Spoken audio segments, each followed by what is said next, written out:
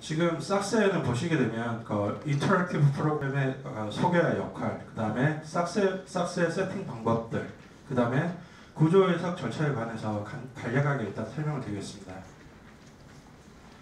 인터랙티브 프로그램은 크게 지금 보시는 옵쉐어 모듈과 마리 모듈로 우리는 일반적으로 분류를 할 수 있습니다. 지금 보시는 모듈에서는 구조물의 지오메트리 뿐만 아니라 해양 환경 하중, 그 다음에 해석 및 설계 파라미터를 지정을 하실 수가 있습니다. 여기 모델에서 입력된 데이터는 지금 보시는 데이터 파일에 자동으로 텍스트 파일로 만들어질 수도 있고요. 또는 실질적으로 모델러에 포함되지 않은 다양한 파일, 예를 들어서 딤팩, 그 다음에 PSI, 피로해석 등의 인풋 데이터들을 작성하는 데 여러분들이 사용을 하게 됩니다. 그 다음에 여기에 보시는 비율 리절트의 경우에는 여러분들이 정적 및 동적 해석 결과를 눈으로, 그러니까 그래픽적으로 여러분들이 확인을 하실 수가 있으며 각 부재에 대한 재설계도 가능하십니다. 그 다음에 콜랩스에서는 구조물의 대변에서 파이프의 파단 형상 해석, 그 다음에 비선형 요한 요소 해석을 위한 모듈이며, 이러한 해석 결과는 지금 보시는 뷰 콜랩스라는 그 결과창에서 여러분들이 결과를 확인하실 수가 있습니다. 보시는 지금 보시는 그래픽은 인터랙티브 퍼티그라는 건데, 여러분들이 피불라 연결부 피로해석 확인 결과 3D 환경에서 다시 재설계를 또 하실 수가 있습니다. 그 다음에 여기 보시는 플롯과 차트의 경우에는 여러분들이 각 해석에서 요구되는 입력 데이터 및 결과를 도식화하여 제공함으로써 사용자 이해를 돕고 있습니다. 그 다음에 헐 모델의 경우에는 사용자가 직접 헐을 모델링하거나 싹스의 데이터베이스화된 데이터를 오픈하여 사용할 수도 있으며, 스테빌리티는 쉽의 보건성 해석을, 그 다음에 모션은 운송 해석에 필요한 선박의 각 방향의 변이, 그 다음에 속도 및 가속도를 돌출할 수 있습니다. 그 다음에 헐 메시어는 추후에 설명하도록 하겠습니다.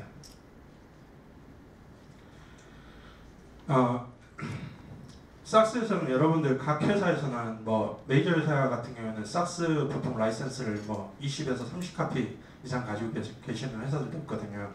이때 여러분들이 만약에 필요에 따라서 내가 어떤 라이센스를 끌어다 쓸 건지에 대한 디폴트 라이센스를 세팅하는 방법이 executive에서 지금 내가 어떤 디폴트 라이센스를 사용을 할 건지에 대한 부분을 세팅을 하실 수가 있고요. 그 다음에 우리가 모델링에서 보시게 되면 싹스에서는 기본적으로 저희 절정 포인트가 X자 형태로 저희가 표현이 되게 되는데요. 지금 여기에서 보시게 되면 조인트 심볼 형태에 대한 옵션을 체크를 하게 되면 X자 또는 서큘러 형태의 조인트를 생성을 할 수가 있으며, 그 다음에 각각에 대한 조인트에 대한 캐릭터들을 여러분들이 설정을 하실 수가 있고요. 그 다음에 윈도우 컬러 또한 아주 쉽게 여러분들이 설정을 하실 수가 있습니다. 그 다음에 저희가 싹스를 이용을 하시다 보면 어플라이를 적용을 해서 모델링을 수행을 할 수도 있지만, 실질적으로 마우스 오른쪽 버튼을 눌러가지고 어플라이를 적용하는 경우도 있을 겁니다. 이때 우리가 만약 다른 어떤 프로그램이 오른쪽 마우스 어플라이라는 어떤 명령을 같이 인식을 하게 되면 또 사용하는데 번거로우실 수도 있으니까, 여기에 보시게 되면 컨트롤을 누르신 상태에서 라이트 마우스 클릭을 하실 수 있는 컨트롤 제어 버튼을 설정하실 수도 있고요. 그 다음에 지금 요즘에 듀얼 모니터를 굉장히 많이 사용하고 계신데요. 듀얼 모니터를 많이 쓰시게 되면 랩탑 같은 경우는 큰 상관이 없겠지만, 저처럼 노트북을 들고 다니면서 어디에 출장을 다니신다든지 그렇게 되게 되면 실질적으로 우리가 명령어를 입력을 할 때 팝업 창이 안 뜨는 경우가 생기게 됩니다. 안 뜨거나 실질적으로 다른 창에 가 있게 된 겁니다. 이때 여기 보시게 되면 리셋 다이얼로그 박스라는 부분을 체크를 하게 되면 우리는 싹스를 실행하는 그 창에서 명령어 창을 띄우실 수가 있습니다. 그 다음에 싹스를 이용하여 만약에 여러분들이 싹스를 나는 전혀 모른다, 근데 이러한 구조물들을 해석부터 디자인까지 해야 된다고 하면, 어차피 싹스라는 것은 다른 소프트웨어와 구조 솔루션들과 마찬가지로 동일한 프로세스를 가지고 있습니다. 예를 들어서 지오메트리를 만들고 바운더리 컨디션을 지정을 하고 로딩을 제하고 해석을 하고 그 다음에 리절트를 리뷰하는 결과를 거치시면 동일한 결과값들을 얻으실 수가 있습니다. 삭스에서 모델링 기법과 그 다음에 주의해야 할 사항에 대해서 간략하게 설명을 드리겠습니다. 지금 삭스에는 다양한 오토 메시어 제너레이터 기능을 제공하고 있는데요.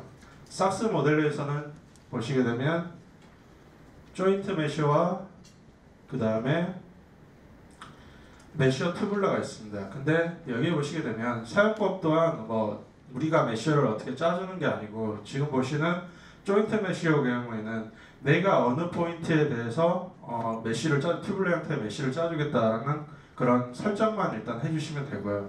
만약에 필요에 따라서 내가 필요한 브레이싱들만 내가 선택한 브레이싱들만 오토메시를 제너레이터 하겠다라고 하면 필요한 브레이싱 넘버들만 체크를 해주시면 됩니다. 그 다음에 메쉬 튜블러 같은 경우에는 지금 보시게 되면 멤버에 대한 내가 어떤 튜블러 멤버를 선택을 해서 메쉬를 할 건지 멤버 선택을 먼저 하시게 되고 그 다음에 거기에 대한 그룹 네임만 설정을 해주시면 됩니다.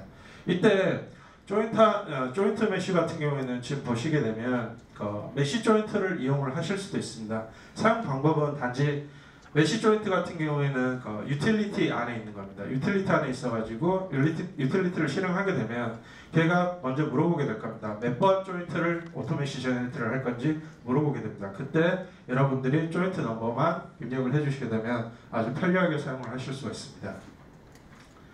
펄 메쉬 같은 경우에는 여러분들이 삭스 모델러로도 이용을 하실 수가 있습니다. 지금 삭스 쓰시는 분들의 가장 큰 불만이 그러니까 어떤 메테리얼들을 공사비를 감소를 시키기 위해서 플레이트, 데크 플레이트를 모델링을 하게 되는데 메쉬 짜기가 너무 힘들다고 저희한테 많은 요구를 하고 계십니다. 그런데 지금 제가 소개해드릴 펄 메쉬 같은 경우는 삭스 모델과 동일하게 오픈도 하실 수가 있고 그 다음에 임포트나 익스포트 명령을 전혀 쓰지 않습니다. 우리가 만들었던 삭스 데이터 파일을 그대로 오픈을 하고 그 다음에 세이브를 하고 다시 프로퍼티를 입힌다든지 그런 식으로 수행을 하실 수가 있고요. 거기에 대한 부분을 동영상을 통해서 확인하도록 하겠습니다. 지금 보시면 제가 맨 처음 저희 삭스 트레이닝에 사용하는 삭스 모델링을 일단 그 파일에다 갖다 놓고요. 임포트를 이용을 하지 않고 그대로 오픈을 이용해서 오픈을 하도록 하겠습니다. 그러면 지금처럼 제가 모델링 했던 모델링 지오메트리가 들어오게 되고 그 다음에 제가 필요한 부분만 메싱을 하기 위해서 지금처럼 뷰에 대한 여기에서 액티베이트 기능을 이용해서 지금 탑사이드 부분만 액티베이트를 지금 시킨 상황이고 지금 보시는 바와 같이 메쉬의 영역을 짜게 되면 자동으로 오토메쉬가 형성이 되게 됩니다.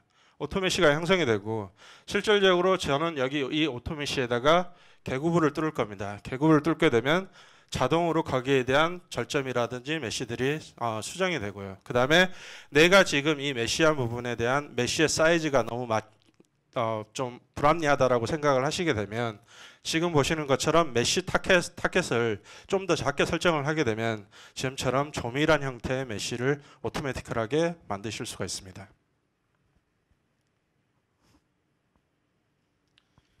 그 다음에 지금 제가 보시는 바와 같이 어떠한 익스포트 기능이나 임포트 기능을 전혀 사용하지 않았고요. 단지 여기에 있는 세이브라는 기능을 사용을 하고 다시 그 파일을 열어보니까 지금 빔 요소와 아까 저희가 모델링 했던 그러니까 오토메쉬로 짰던 플레이트 요소가 여기로 들어와 있으니까 여기에서 여러분들은 플레이트 티크니스와 그 다음에 탄성 개수들 그러한 부분들만 여러분들이 설정을 해주시면 쉽게 설계에 적용하실 수 있으리라 사료됩니다. 자, 멤버 프로퍼티에서 여러분들께서 처음 이제 삭스를 접하시게 되면 가장 많이 어려워하시는 부분이 플러디드 멤버에 대해서 간략하게 설명을 드리겠습니다. 플러디드 멤버라는 것은 어떤 거냐면 만약에 우리가 플러디드 멤버에 대한 옵션을 체크들을 하게 되면 실질적으로 이 체크된 멤버는 unclosed 그러니까 opened 섹션이 됨으로 인해 가지고 이 안에는 물이 존재하게 됩니다. 물이 존재함으로 인해 가지고 여기에는 부력이 발생하지 않게 되는 컨디션이 되게 되는 거고요. 그 다음에 이 부분에 대한 unchecked flooded 멤버가 되게 되면 그 체크드 멤버의 경우에는 인사이드에 공기가 들어가 있기 때문에 실질적으로 부력이 작용하는 형태가 되게 되는 겁니다. 쉽게 다시 설명을 하게 되면 지금 체크드가 돼 있게 되면 여러분들이 만약에 생수통을 물병을 다 마시시고 바닷가에 있다고 하실 때 뚜껑을 연 상태에서 물병을 던져버리는 경우가 똑같습니다. 그런데 만약에 언체크드가 되게 되면 물을 다 마신 상태에서 뚜껑을 닫고 바닷속으로 그 물병을 던지는 효과고 동일한 결과는 여러분들 돌출을 할 수가 있습니다. 그 다음에 빔 옵셋에 대해서 간략하게 설명드리겠습니다. 여러분들 보시게 되면 빔 옵셋 같은 경우에는 어떤 형상, 우리가 보통 모델링을 하게 되면 센터 투 센터로 모델링을 하는 개념으로 어떤 모델링을 하고 계시는데요. 그러한 어떤 지오메트리에 대한 그 물리적인 위치로 옮겨놓기 위해서 옵셋 개념을 많이 쓰고 계십니다. 그런데 옵셋은 개념은 물론 그런 기능으로도 사용을 하게 되지만 실질적으로 옵셋에 대한 기능을 제가 확인을 하기 위해서 지금처럼 그 메스터 노드와 쉐이버 노드를 이용해서 리지드 링크를 이용해서 한번 검증을 한번 해봤습니다. 지금 보시게 되면 컬륨에 떨어진 포인트에 그 빔 옵셋을 주어진 상태에서 지오메트리를 형성을 하고요. 로딩은 동일한 로딩 케이스를 제한을 하였습니다. 단지 옵셋을 쓰느냐 리지드 링크를 쓰느냐의 차이만 두고 제가 검증을 한번 해봤습니다. 이때 결과를 보게 되면 지금 붉은색 로딩은 붉은색 리절트로 제가 표현을 해놨습니다. 그 다음에 분홍색 같은 경우에는 분홍색으로 리절트의 결과를 저희가 확인을 해봤습니다. 근데 지금 좌우 대칭으로 봤을 때 동일한 결과를 우리는 돌출을 해낼 수 있다는 걸 알 수가 있습니다. 결론적으로 빔 옵셋 같은 경우에는 우리가 그 지오메트리 센터 투 센터를 움직여주는 효과도 있지만 실질적인 그 멤버가 움직여준 만큼 리지드 링크로 연결이 돼 있다고 보시면 됩니다. 그 다음에 여러분들께서 지금 모델링을 하시다 보면 가장 크게 이제 많이 실수라기보다는 가장 많이 어려워하시는 부분이 어떤 부분이냐면 내가 지금 컬륨과 어떤 브레이싱에 대한 요소가 있게 될 때 이 부분을 과연 디바이딩을 해서 모델링을 해야 되는지 아니면 옵셋을 써서 모델링을 해야 되는지 그런 부분들에 대한 굉장한 많은 질문들을 하고 계시는데요. 근데 물론 만약에 제 개인적인 의견으로는 만약에 베이스 플레이트와 브레이싱이 같이 한꺼번에 있다고 하면 편심거리가 얼마 되지 않는다라고 하면 옵셋을 좀 주더라도 크게 상관은 있지는 않겠지만 만약에 컬륨의 인사이드에 어떤 브레이싱이 들어간다라고 하면 저는 그 부분은 절점을 줘야 된다고 생각합니다. 왜 그러냐면 지금 보시는 마치 각각의 동일한 하중, 동일한 경계 조건, 단지 옵셋을 줬느냐 아니면 절점을 줬느냐에 따라서 지금 보시는 그 모멘트 다이어그램이 경향이 지금 틀려지게 됩니다. 그러면 과연 지금 현재 상태로는 어떤 게 정답인지 저도 잘 모릅니다. 그렇기 때문에 제가 이 컬륨만 따로 뗀 상태에서 지금 절점을 나누지 않고 이 브레이싱에 대한 충력을 불력으로 제한을 시키고 그 다음에 여기에 떨어지는 각 단면역들을 등가 절점 하중으로 제한을 시켰습니다. 물론 좌우 대칭에 대한 경계 조건을 주기에 이 절점에 대한 경계 조건도 제한을 했고요. 확인을 해보니까 결과값이 저는 얼마인지는 정확하게 모르겠으나 일단 경향이 지금 첫 번째, 두 번째와 비교를 해봤을 때 두 번째 케이스, 즉 우리가 지금 같은 브레이싱이 있는 경우에는 절점을 디바이딩 한 결과가 가장 동일한 결과를 돌출을 할 수 있다는 걸 여러분들도 아실 수가 있을 겁니다. 자, 그 다음에 삭스를 물론 저도 마찬가지로 삭스를 맨 처음에 이제 접하게 될 때 가장 헷갈렸던 부분이 로딩하고 웨이트가 있습니다. 근데 이 부분에 대한 개념이 굉장히 많이 헷갈리게 되는데요. 지금 보시게 되면 이러한 지금 기본적으로 삭스의 로드와 웨이트는 같습니다. 같은데 여기를 보시면 제가 같지 않다라고 해놨습니다. 그 같지 않다라고 한 이유는 만약에 우리가 이러한 심플 빔을 모델링을 하고 해석을 한다라고 하면 지금 로드 퓨처를 이용하고 웨이트 퓨처를 이용해서 동일한 결과값을 돌출했습니다. 그런데 제가 처음에 같다라고 해놓고 왜 또 같지 않다라냐고 한 여러분들을 혼란시키고자 하는 게 아니고, 실질적인 저희는 웨이트 자체는 가속도에 곱이 돼야만 로딩이 되는 겁니다. 그래서 삭스에서도 마찬가지로 이러한 절차를 거쳐야 되는데요. 어떻게 거치게 되냐면, 실질적으로 우리가 웨이트 데이터를 만든 거를 지금 그룹을 일단 만들게 됩니다. 웨이트 그룹으로 만들게 되고, 그 다음에 그 웨이팅 그룹의 엑셀레이션에 대한 팩터를 고려하게 되면, 이때 로드 퓨처, 웨이트 퓨처는 같게 되는 겁니다. 그 다음에 저희가 에어리얼 로드에 대해서, 특히 로드 퓨처에 대해서 간략하게 설명을 드리겠습니다. 우리가 만약 우리가 에어리얼 로드를 설정을 하시려면, 첫 번째로 내가 플로어에 어떤 플로어에 어느 만큼의 에어리얼 로드를 설정을 해야 될 건지의 부분에 대한 에어리얼 설정을 먼저 해주셔야 됩니다. 근데 삭스에서는 안타깝게도 로딩 피처를 이용을 하실 때는, 만약에 내가 주고자 하는 에어리얼 로딩이 지금 이 바운더리 LL과 LR을 기준으로 들어온 바운더리 범주 내에 좌우 대칭이 되지 않은 경우는 여러분들이 로딩을 하실 수가 없습니다.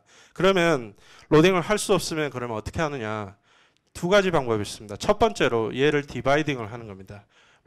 프로퍼티 디바이딩을 하는 게 아니고 로딩을 주고자 하는 에어리얼을 디바이딩을 하는 겁니다. 그럼 첫 번째로 여기를 LL, LR, 그 다음 렉탱귤러로 해가지고 하나를 잡으시고, 그 다음에 다음 번째로 두 번째 이 에어리얼을 LL, LR, 렉탱귤러 형태로 여러분들은 세퍼레이팅을 하고 동일한 로딩 케이스에 로딩을 제한을 하시면 됩니다. 그 다음에 저희가 에어리얼을 설정을 하게 되면, 로딩을 주는 에어리얼만 설정을 하는 게 아니고, 지금 보시는 에어리얼 로드, 특히 로드 피처에서는 제일 중요한 게, 여러분들이 에어리얼 로딩을 주게 되면 일반적으로 우리가 흔히 이론적으로 말을 하게 되면 1방향이냐 2방향에 대한 그런 개념들을 많이 이야기를 하고 계십니다. 그럼 1방향이냐 2방향에 대한 그런 개념들이 어떤 걸 기준으로 이 로딩들이 될 거냐라는 것은, 여기에 보시는 에어리얼에서 LL 처음 스타트는 무조건 LL이 됩니다. 그래서 LR로 가는 방향이 무조건 로컬 X 방향이 되는 겁니다. 지금 보게 되면 두 개의 제가 예제를 좀 준비를 했는데요. 지금 LL에서 LR로 가게 되면 이 방향이 로컬 X 방향이 되는 겁니다. 그 다음에 LL 위에서 밑으로 내려오게 되면 이 방향이 로컬 X가 되는 겁니다. 이 로컬 X 방향은 굉장히 중요합니다. 왜 중요하냐면, 제가 다음 설명드리겠습니다. 우리가 멤버에 대한 이제 디스트리뷰터, 어느 빔에다가 멤버에 대한 로딩을 분포를 시킬 거냐라는 옵션은 여기에 보시게 되면 파란색으로 설정이 돼가지고 두 가지 옵션이 있습니다. 첫 번째로 멤버 축방향 X방향에 대해서 분포를 시킬 건지, 아니면 X와 Y방향에 대해서 분포를 시킬 건지에 대한 옵션이 두 가지 옵션이 있게 됩니다. 그러면 이 로컬 X라는 것은 제가 첫 번째 말씀드렸다시피 멤버에 대한 로컬 X축이 아니라, 우리가 이 에어리얼을 설정하기 위한 로컬 X축이라는 것만 여러분들이 기억을 하시면 되고요.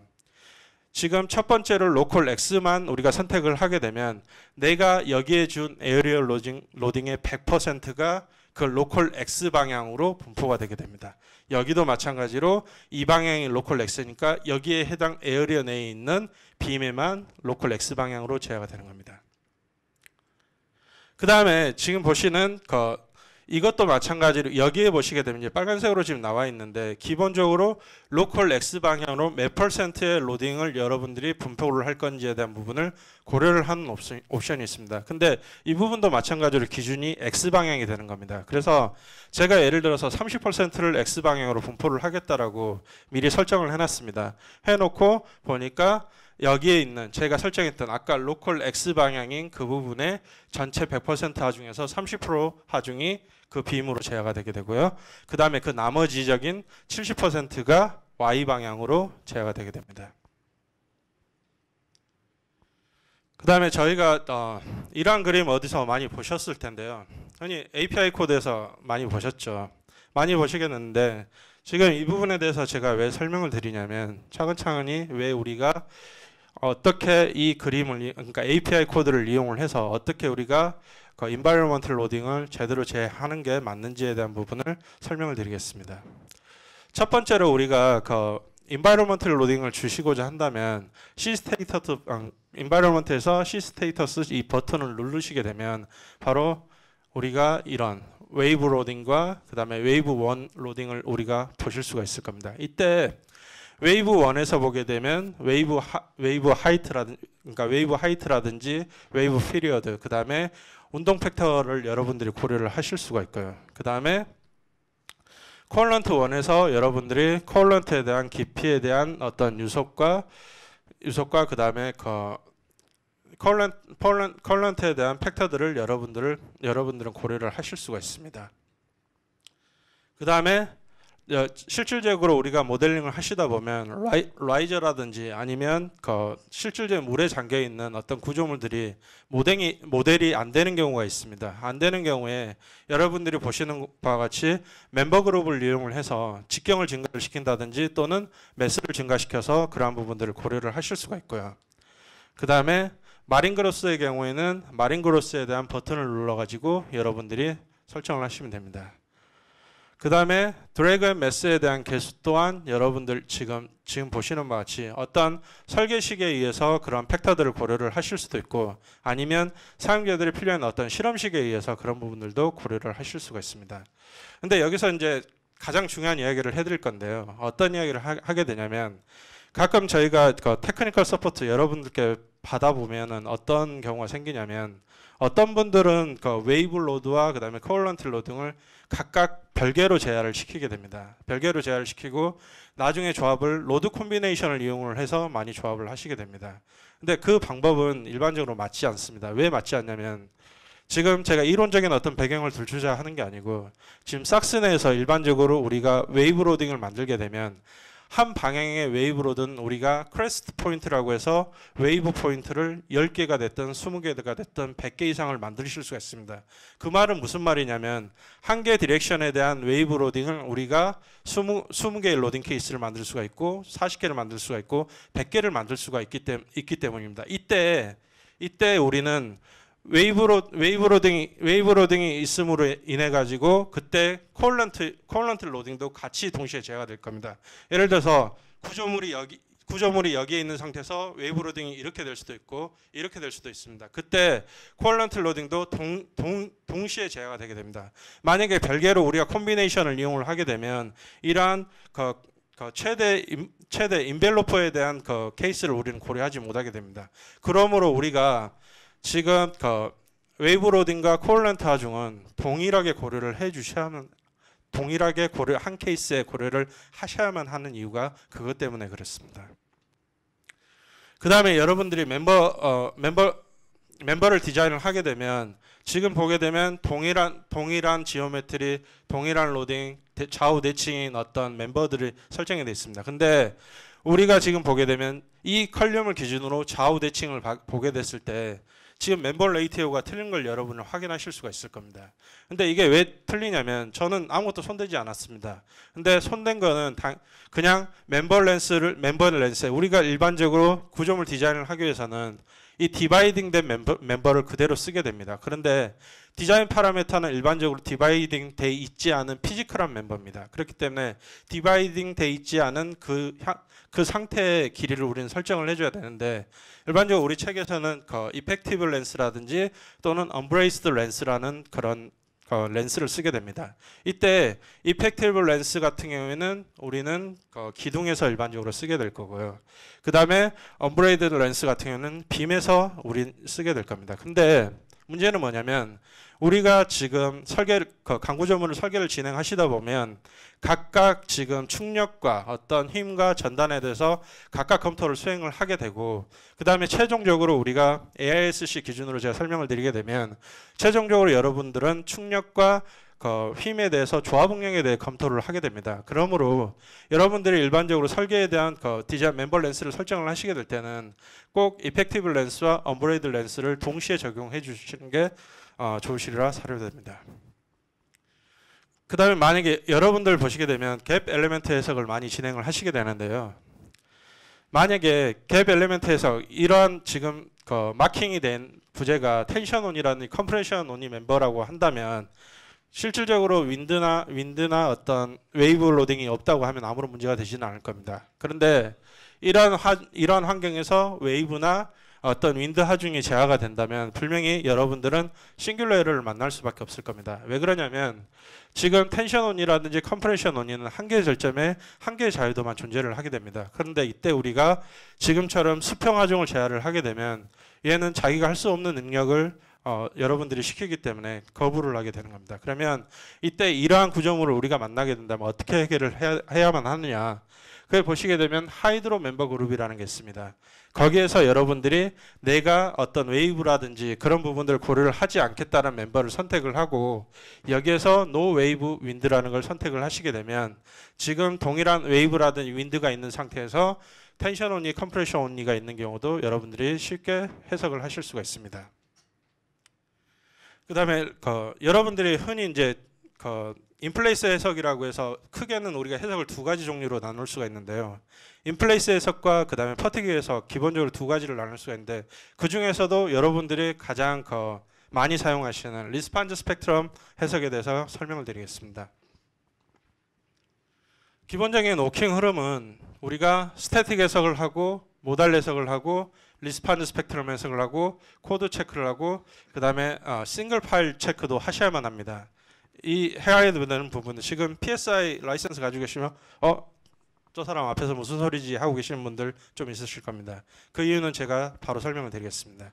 우리가 지금 이러한 해석 결과에 의해서 저는 인풋 데이터와 아웃풋 데이터 그러니까 리스판스 스펙트럼 각각 절차에 따라서 나오는 인풋 데이터는 지금 붉은색으로 그 다음에 아웃풋 데이터는 파란색으로 제가 마킹을 해놨습니다. 그러면 스태틱 해석에서는 여러분들이 물론 스태틱 모듈이 필요할 수도 있고 PSI 인풋 데이터가 필요할 수도 있습니다. 그런데 우리가 기본적으로 해석을 하다 보면 PSI가 필요 없는 경우에는 일반적인 경계 조건이 픽스드 형태라고 보시면 됩니다. 근데 만약에 PSI를 이용해서 슈퍼 엘리멘트를 만들겠다라고 하면 거기에 대한 경계 조건은 여러분들이 6x6의 선형 매트릭스로 스프링 요소가 달려 있다고 생각을 하시면 됩니다.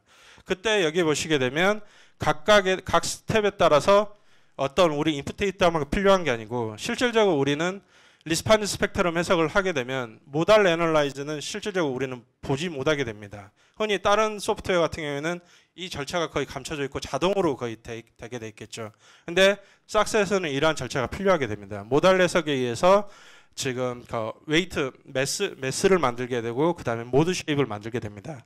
이 만들어진 모드 쉐입들이 다시 리스판스 스펙트럼으로 오고 그 다음에 그러한 결과값들을 이용해서 지금 리스판스 스펙트럼에서 우리는 최종적으로 스태틱 해석의 결과와 그 다음에 다이나믹 해석 결과를 콤비네이션을 하게 됩니다.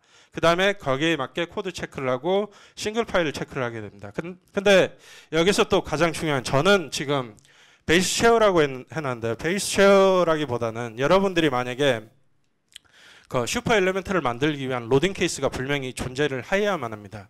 이때 여러분들이 만약에 슈퍼 엘리멘트에 대한 여기에서 슈퍼 엘리멘트 로딩 반력이 나올 거고 그 다음에 리스판스 스펙트럼에서 반력이 나오게 될 겁니다. 그때 그 반력이 거의 100%에 가깝게 된다면 여러분들은 코드 체크로 넘어가셔도 되고 만약에 거기에 대해 만족을 하시지 못한다면 다시 슈퍼 엘리멘트를 만들기 위한 팩터들을 아마 임의로 주셨을 겁니다. 그러한 파라미터들 여러분들이 수정을 하셔야만 합니다. 근데 그 부분이 리스판스 스펙트럼 해석에만 있는 게 아닙니다. 여러분들이 다이나믹 웨이브 해석을 하신다든지 거기에도 분명히 필요에 따라서 슈퍼 엘리멘트를 만드시게 될 겁니다. 그렇게 되면 분명히 이러한 워킹 프로시저를 따르셔가지고 만약에 반력을 비교했을 때 맞지 않는다라고 하면 반복 계산을 여러분들은 수행을 하셔야만 합니다.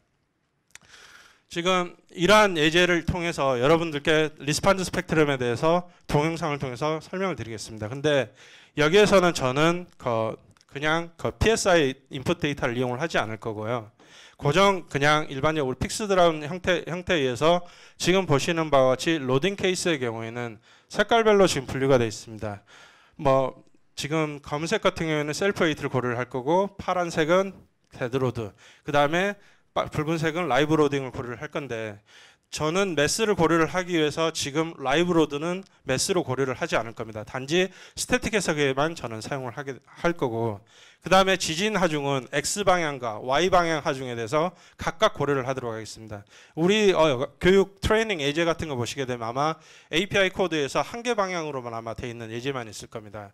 그래서 저는 각각 방향으로 어떻게 해야 되는지에 대한 부분 설명을 드리기 위해서 일단 예제를 만들어 봤습니다. 그 다음에 리스판스 스펙트럼은 물론 API 코드라든지 싹스 내에 있는 어떤 데이터베이스화 된 로딩을 쓸 수도 있겠지만 저는 여러분들께 지금 손으로, 그러니까 우리가 그냥 사용자가 직접 만드는 그런 엑셀레이션을 이용을 할 거고, 그 다음에 컴바인드 메소드는 CQC법, 스트럭처 댐핑은 오프롤을 이용할 계획입니다. 그 다음에 로딩 콤비네이션은 일반적으로 동일합니다. 1번, 2번 스태틱 로딩 케이스는 같은 상황에서 지진 하중만 각 방향으로 제어가 되는 케이스가 될 겁니다. 우리가 보게 되면 스태틱 해석에서 이제 가장 기본적으로 이제 하게 되는 게 우리가 절전을 만들고 엘리멘트를 만들고 그러시는 분들이 굉장히 많으시는데요. 우리 보시게 되면 트랜슬레이션, 싹스에 보시게 되면 트랜슬레이션이라는 게 있습니다. 그러면 여기 색깔별로 지금 텍스트를 여러분들은 구분을 하시면 됩니다. 예를 들어서 파란색 같은 경우에는 내가 기존 절점에 만들어준 절점을 기준으로 두 개를 만들 거다라고 하면 두 개가 리피트 로딩이 제너레이터가 됩니다. 그 다음에 네 개가 되는 경우에는 셀렉트된 기준을 절점으로 네 개가 만들어지게 될 거고요.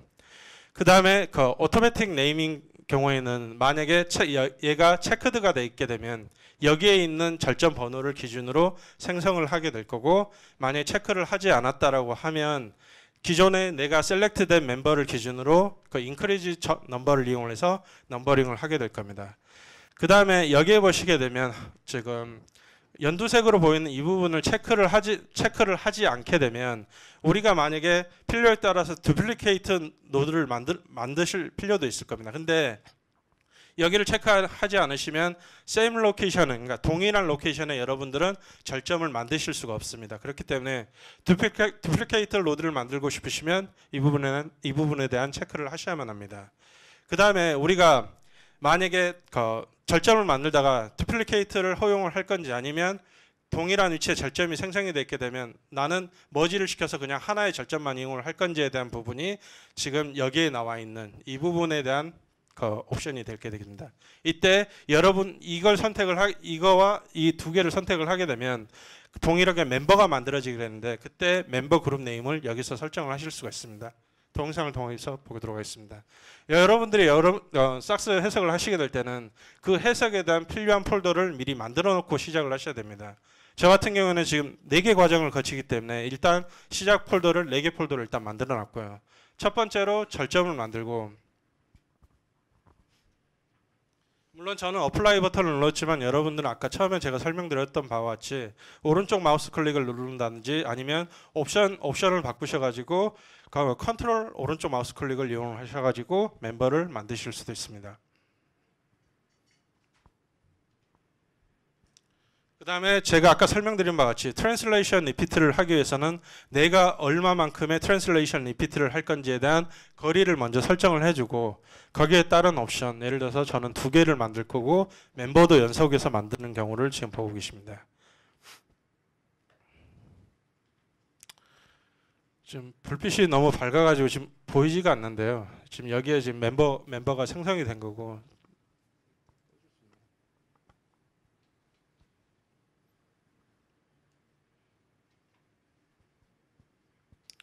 그래서 절점을 만듦과 동시에 멤버를 동시에 지금 수행을 하고 있습니다.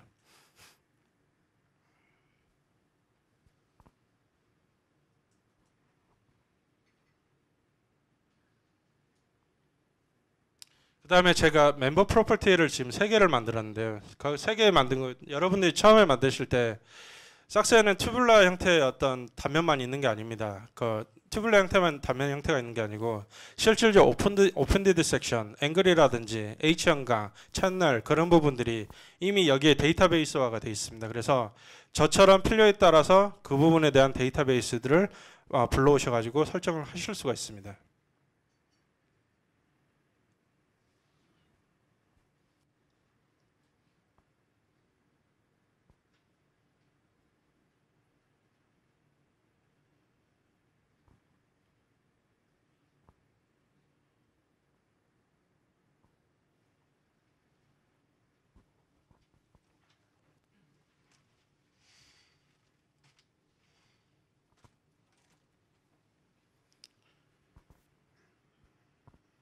각각 멤버를 설정하고 난 다음에 지금 우리가 그 H 형광을 모델링을 하다 보면 실질적으로 우리가 필요한 강축이 필요한 경우가 생깁니다. 그래서 저는 이 컬륨 강축을 바꾸기 위해서 지금처럼 그 멤버 프로퍼티에서 강축 방향을 90도로 제가 바꿔보도록 하겠습니다. 지금처럼 90도로 바꿀 수가 있고요.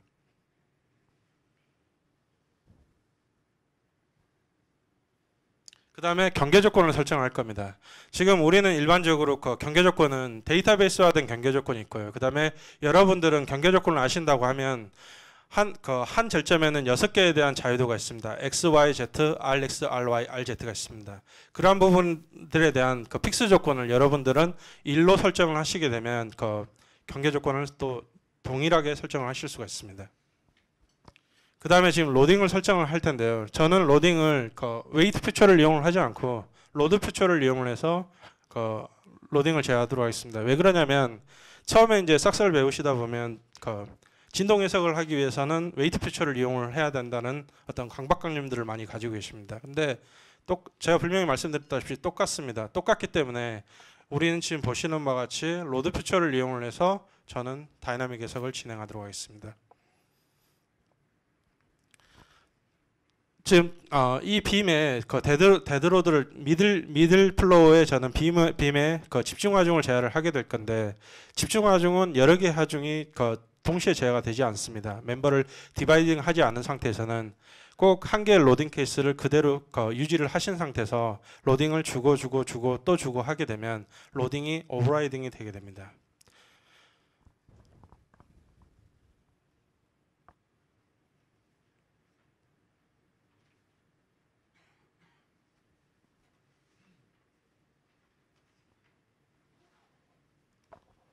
그 다음에 지금 보시는 거 동영상 같은 경우는 여러분들 머리에 열심히 메모리 할 필요 없고요. 제가 이러한 부분들은 제 유튜브에 이미 다 올려놨습니다. 그래서 여러분들이 쉽게 그 레퍼런스를 하실 수 있도록 이미 다 준비를 해놨습니다.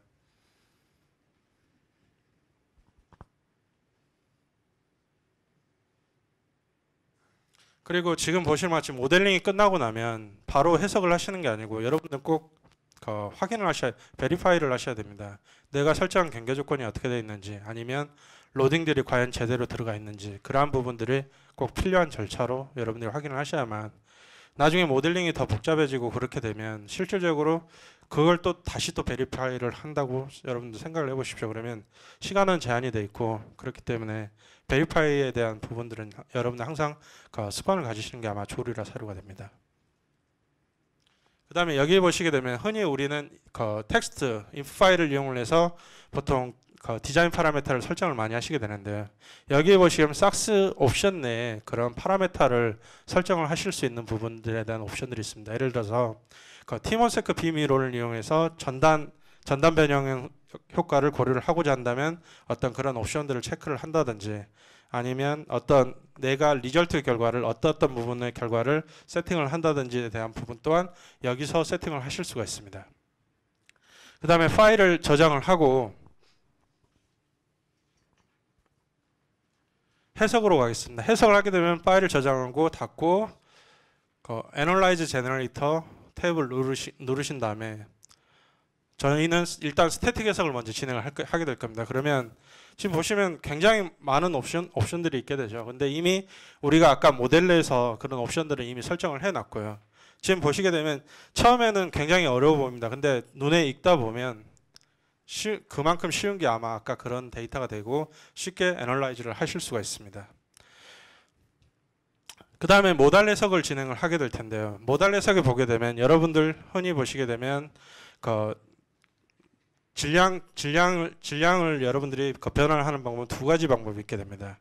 어떤 방법이 있냐면 럼프드 매스, 그러니까 집중 질량과 그 일괄 질량 매스로 여러분들은 고려를 하실 수가 있을 겁니다. 근데 지금 그 럼프드 매스 같은 경우는 일반적인 여러분들이 생각하고 계시는 웨이트, 물리적인 양입니다. 근데 그 일괄 질량 같은 경우에는 그 지금 럼프드 매스에 지금 그 단면의 전단 중심까지의 어떤 패싱거리가 있다고 하면 거기에 대한 어디셔널 개념의 어떤 매스라고 생각을 하시면 됩니다.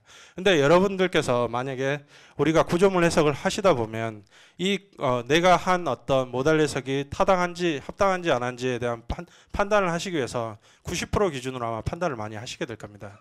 그때 여러분들은 럼프드 매스를 이용을 하셔가지고 90%를 판단을 하셔야 됩니다. 왜 그러냐면 우리가 일반적으로 일괄 질량 매스를 이용을 하시게 되면 실질적인 매스가 100%가 넘어가는 경우가 생깁니다. 그러면 필요도 없는 일괄 질량 매스를 저희는 일부러 넣어놓은 게 그냥 넣어놓은 게 아니고 실질적으로 우리가 필요한 부분 회전에 중요한 어떤 구조물 요소가 분명히 있을 겁니다. 예를 들어서 터빈 타워라든지 아니면 그 워터 타워라든지 그런 캔틸레버 형태의 우리가 구조물이 있다고 하면 그때 90%는 럼프드 디드 매스에서 일단 90%를 확인을 하시고 그 다음에 타당하다고 판단이 된 다음에 우리가 그 일괄 질량 매스로 옵션을 바꾸셔가지고 결과를 검토를 하시면 됩니다. 그 다음에 삭스에서는 그 셀프 웨이트, 자중에 대한 매스를 치환을 해주기 위한 옵션들이 3가지 정도가 있는데 일반적으로 저는 SA와 SO에 대해서 설명드리겠습니다. SA 같은 경우 어떤 경우냐면 SA는 삭스에 대한 그 셀프 웨이트를 그 매스로 치환을 해주게 됩니다. 근데 SO 같은 경우는 삭스에 대한 스트럭처 셀프 웨이트를 그 매스로 고려하지 않게 됩니다. 그러한 차이점이 있고요. 지금 삭스에 보시게 되면 일반적으로 스태틱에 대한 우리가 스태틱 해석에서 하기 위한 그 모델링을 모달 해석 폴더로 일단 카피를 먼저 하셔야 됩니다.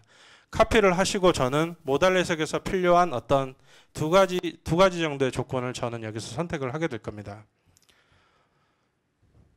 첫 번째로 어떤 걸 할 거냐면 여러분들 뭐 매뉴얼이나 보시게 되면 뭐 숫자 2로 해가지고 다이나믹 로딩에 뭐 어쩌고저쩌고 써야 된다는 어떤 그런 문구들을 많이 보셨을 겁니다. 근데 그 부분은 이제 어떤 거냐면 마찬가지입니다. 2도 숫자가 6개가 있을 겁니다. X, Y, Z, RX, RY, RZ가 있습니다. 근데 여러분들 보시게 되면 그 각 방향 하나에 대한 매스는 내가 그 숫자를 지정을 해준다는 것은 그 방향으로만 매스가 변환이 되게끔 해주겠다라는 어떤 옵션이라고 생각을 하시면 됩니다. 그 다음에 우리가 텍스트 파일에서 흔히 그 로드 케이스를 많이 선택을 해주시게 되는데요. 지금 보시는 바와 같이 모델링에서 내가 필요한 부분들만 매스로 치환을 해주겠다라는 옵션을 여러분들은 선택을 하실 수가 있습니다. 그 다음에 그 스태틱 해석을 모달 해석에 대한 어떤 조건을 충족시켜 주기 위해서 모델링을 수정을 하였고 그 다음에 여기서 딤팩이라는 인풋 데이터를 이용을 해서 내가 지금 이 모드를 몇 차 모드까지 계산을 할 건지에 대한 부분과 그 다음에 중력 방향에 대한 어떤 방향이 Z 방향인지 아니면 X 방향인지에 대한 부분에 대한 옵션만 선택을 해주시면 되고요. 그 다음에 지금 아까 제가 설명드렸던 SA로 할 거냐, SO를 할 거냐 그런 부분에 대한 옵션들만 체크를 해주시게 되면 지금 딤팩에 대한 인풋 데이터는 끝나게 됩니다.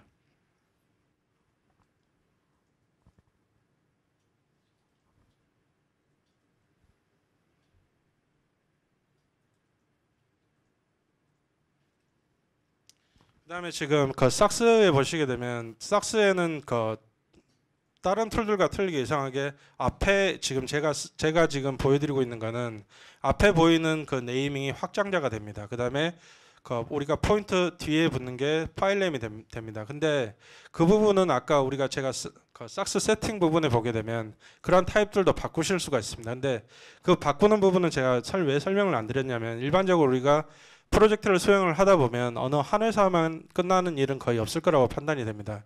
그래서 만약에 확장자를 서로 바꿔놓고 세팅을 해놓지 않게 되면 서로 이제 오류가 생길 수가 있기 때문에 일단 설명을 드리지는 않았고요. 만약에 서로 다른 여러 개의 회사가 있다라고 하면 그런 옵션들은 서로 맞춰놓고 일을 하시는 게 아마 좋으리라 사료가 됩니다.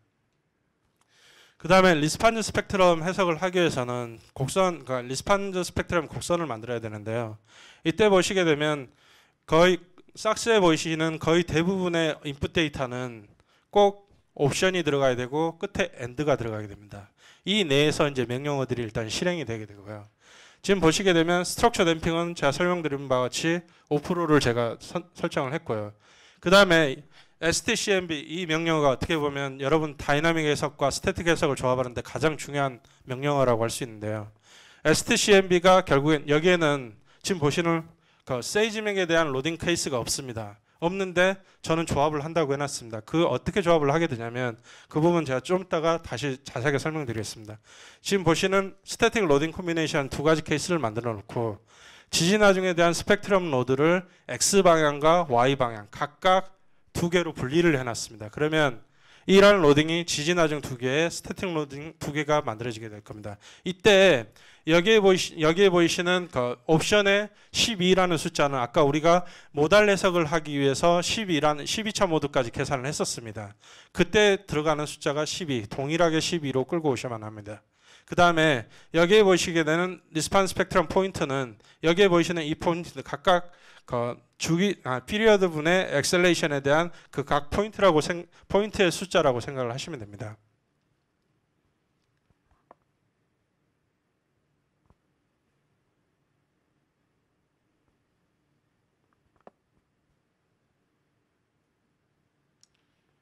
그 다음에 처음에 제가 시작을 하게 될 때 얼스퀘이크 해석을 하기 위해서 얼스퀘이크 인풋 데이터, 그러니까 처음에 프리젠테이션에서 설명을 드렸던 그 나열되어 있던 인풋 데이터를 지금 만들고 있습니다.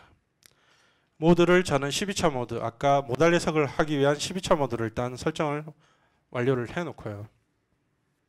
그 다음에 스트럭처 댐핑을 5%로 설정을 하고, 그 다음에 지금 보시는 저희 싹스에 보시게 되면 또 하나 어려워하시는 게 이제 데이터 파일을 우리가 만들게 될 때 흔히 처음부터 우리가 명령어를 외우라고 하지는 않습니다. 근데 여러분들 보시게 되면 내가 어떤 명령어를 눌렀을 때 분명히 밑에는 디스크립션 라인이 있습니다. 그래서 이 디스크립션 라인을 많이 활용을 하시게 된다면 좀 더 쉽게, 좀 더 빨리 싹스를 더 배우실 수가 있습니다. 그래서 제가 보시는 그 로딩 콤비네이션에 대한 일단 여기서는 스태틱 케이스만 여기다 일단 만들어 놓습니다. 그래서 두 개 케이스를 일단 먼저 만들어 놓는 거죠.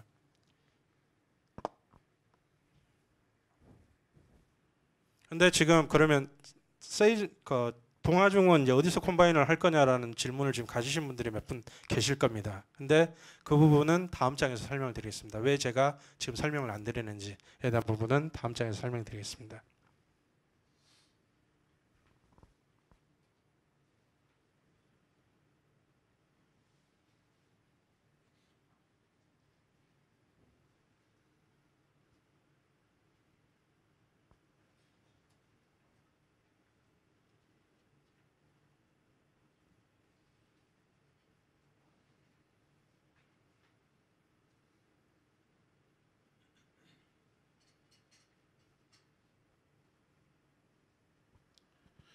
지금 보시면 스펙트럼 로딩을 만들더라고 할지라도 꼭 위에 로딩이라는 명령어가 꼭 들어가셔야만 됩니다. 그 SP 로딩만 넣게 되면 걔는 로딩으로 나중에 인식을 못하는 경우도 생기기 때문에 그 각각의 지금 어떤 저는 텍스트로 명령을 만들었지만 그 텍스트에는 분명히 싹스에서 요구하는 어떤 절차가 있습니다. 그러니까 자기가 필요한 명령어 줄이 몇 줄 있습니다. 그런 부분들만 여러분들이 좀 주의를 하시면 될 것 같습니다. 그 다음 여기 보시게 되면 지금 스케일 팩터라는 게 있는데 전체 오버롤 만약에 우리가 내가 리스판스 스펙트럼 곡선을 만들게 될 때 그 중력가 속도를 고려를 하고 안 하고에 따라서 아까 맨 처음에 있는 그 가속도에 대한 팩터를 여러분들은 고려를 하실 수가 있습니다. 예를 들어서 중력가 속도를 고려를 하지 않으셨다고 하면 9.81을 스케일 팩터로 넣어주시면 되고요. 만약 그 곡선에 이미 고려가 됐다라고 하면 2를 넣어주시면 됩니다. 근데 거기 밑에 보게 되면 지금 XYZ에 대한 스몰 XYZ에 대한 거기에도 스케일 팩터가 있을 겁니다. 거기에서는 주로 여러분들이 어떤 경우에 사용을 하시게 되냐면 주로 이제 예를 들어서 IBC 코드를 예를 들게 되면 여러분들은 임포턴트 팩터와 그 다음에 응답 수정 계수에 대한 그 비율을 여러분들이 아마 고려를 하시는 경우가 있을 겁니다. 이때 각 방향에 대한 그 팩터들을 여러분들이 고려를 해주시게 되면 동일한 효과를 고려를 하실 수가 있습니다. 물론 지금 제가 설명드리고 있는 이 예제는 스테드 프로라는 저희 벤틀리에 있는 그 예제를 활용을 한 겁니다. 그래서 물론 지금 어떤 결과값들도 지금 다 베리파이가 된 상황이고요.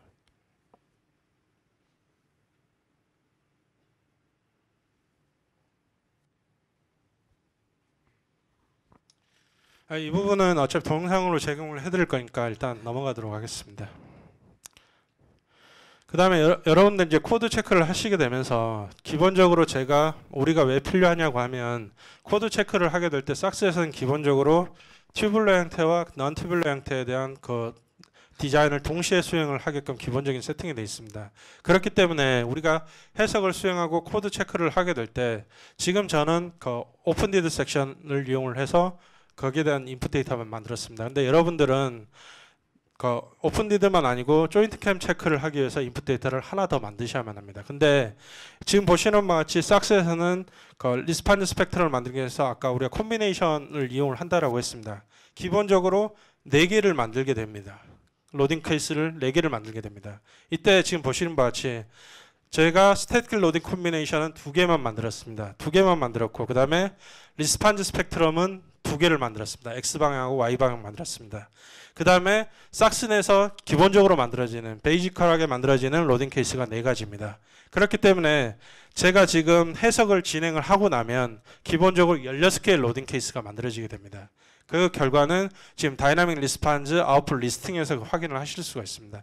그래서 지금 보시는 바와 같이 옵션들을 해놓고 내가 어떻게 출력을 할 거다라는 옵션을 설정을 해놓고 지금 여기에 보시는 로드 케이스를 셀렉션을 해놓은 게 있을 겁니다.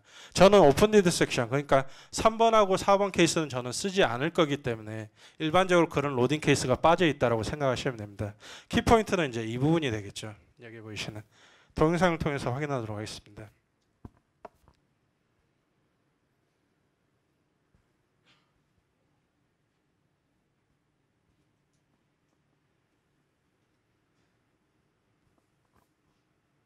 포스트 인풋 파일을 일단 먼저 만드시고요. 지금 그다음에 물론 5.7 버전은 저희 닥터 퍼핀더께서 이제 말씀을 해주실 건데 지금 인풋 데이터에 보시게 되면 명령어들이 있습니다. 명령어들이 5.7 이하 버전에서는 그 검은색으로만 보였습니다. 근데 5.7 버전부터는 파란색으로 명령어들이 바뀌었습니다. 그래서 명령어와 그런 부분들을 구분할 수 있게끔 저희가 바꿔져 있습니다.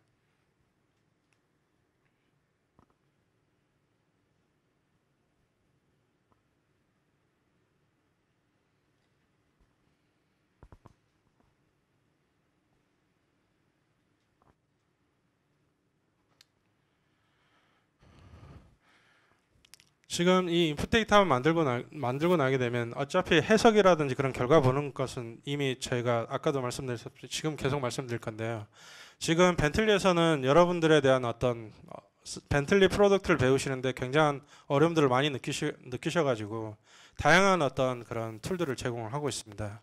주로 이제 저희는 그 테크니컬 레퍼런스, 흔히 삭스 내에 있는 도움말이라고 하죠. 그런 부분들도 제공을 하고 있고 그 다음에 벤틀리 홈페이지에 내에 있는 비커뮤니티라는 게 있습니다. 비커뮤니티에 가시게 되면 그 삭스 사용자들 뿐만 아니라 저희 벤틀리 내에서 일을 하고 있는 어떤 사람들에 대한 답변과 어떤 경우에는 인풋 레퍼런스 북까지도 다운을 받으실 수가 있습니다.